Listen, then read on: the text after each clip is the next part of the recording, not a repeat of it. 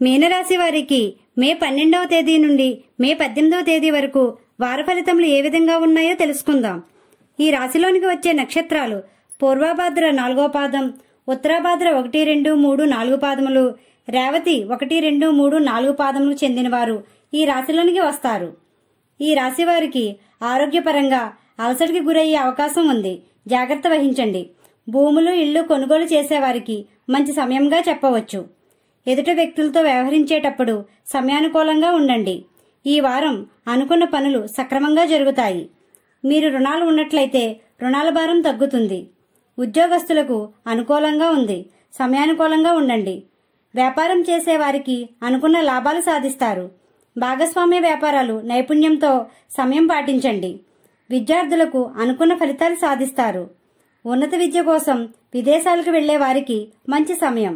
వివాహ ప్రయత్నాలకు ఈ వారం అనుకూలంగా ఉంది. ప్రేమించిన వారితో, స్నేహితులతో దూకుడుగా వ్యవహరించకండి. సమయానుకూలంగా ఉండండి.